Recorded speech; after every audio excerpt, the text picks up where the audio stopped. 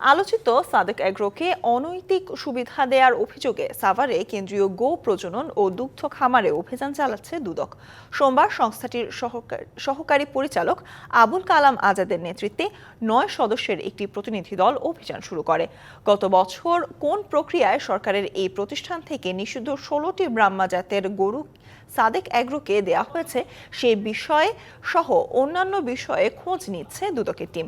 ব্রাহ্মা জাতের গরু দেশে নিষিদ্ধ থাকলেও 2021 সালে আমেরিকা থেকে 18টি ব্রাহ্মা জাতের গরু জাল কাগজপত্র তৈরি করে দেশে আনে সাদেক এগ্রোর ইমরান।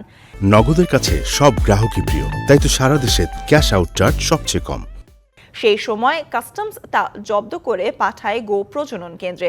নিজেদের জালিয়াতির মাধ্যমে আমদানি করা গরু 3 বছর পর আবারও সংশ্লিষ্ট প্রতিষ্ঠানের সাথে কারসাজির মাধ্যমে সেসব গরু ফিরিয়ে নেয় সাদেক। গো প্রজনন খামারের টেন্ডার জালিয়াতি সহ নানা দুর্নীতির অভিযোগ খতিয়ে দেখতে অভিযান চালাচ্ছে দুদক।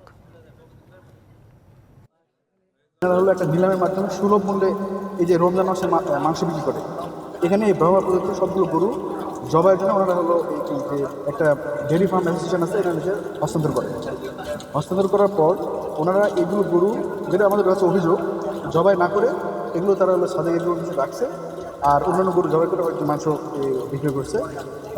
এইটা আমরা যাচাই করার জন্য আসছি।